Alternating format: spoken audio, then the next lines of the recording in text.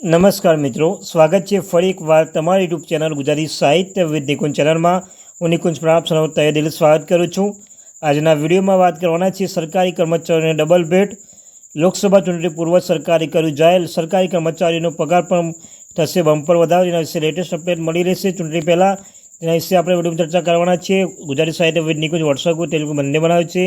Link description મૂકું છું. તમારા ચેનલ પર શિક્ષણ જગતની હરેક માહિતી આપવામાં આવશે. સાથે સરકારી કર્મચારી બાબતે, પેન્શન બાબતે, આંગણવાડી બાબતે, ડીએ બાબતે યા મિત્રો કોઈ પણ અપડેટ આવે તમે જાણ કરવામાં આવશો. ચેનલને સબસ્ક્રાઈબ કરવાનું ભૂલશો નહીં. ચાલો વિદ્યાર્થી મિત્રો, વધારે સમયને બરાબર વિડીયોની શરૂઆત કરીએ છીએ. તો મિત્રો, ડીએના કારણે શિક્ષણ ભથ્થું વધશે.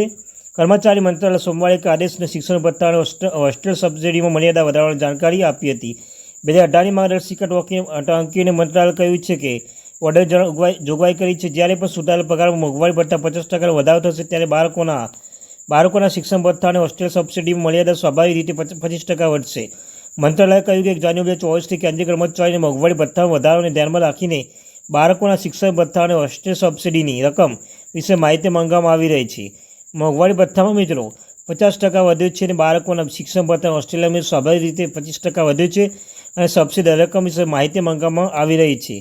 અને શિક્ષણ ભથ્થું અને હોસ્ટેલ સબસિડી વધારો થવાનો છે કેમ કે હવે બાળકોના શિક્ષણ ભથ્થાની ભરપાઈ રકમ સરકારી કર્મચારીઓ દ્વારા કરવામાં આવતા વાસ્તવિક ખર્ચ ધ્યાનમાં લીધા વિના પ્રાપ્ત મહિને ₹2,812 અને હોસ્ટેલ સબસિડી ₹8,837.5 પ્રતિ મહિને થશે. આ ઉપરાંત ખાસ સંજોગોમાં રકમ ફેરફાર પણ ઉલ્લેખનીય કરવામાં આવ્યું છે કે મંત્રાલયે કહ્યું કે આ સુધારો 1 જાન્યુઆરી 2024 લાગુ થશે.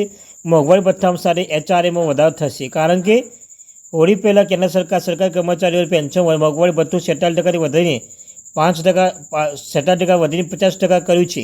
વડાપ્રધાન નરેન્દ્ર મોદીએ અધ્યક્ષસ્થાને મળેલી કેબિનેટ બેઠકમાં આ નિર્ણય લેવામાં આવ્યો હતો અને આ મોંઘવારી ભથ્થું 1 જાન્યુઆરીથી 30 જૂન 2024 સુધી લેવામાં આવ્યું હતું. આ સાથે કેન્દ્રીય કર્મચારીઓના હાઉસ રેન્ટ એલાઉન્સ HRAમાં પણ વધારો કરવામાં આવ્યો છે અને HRAને વધીને 30%, 23% અને 10% થઈ ગયું છે. મિત્રો, આ હતી latest update. Thank you very much.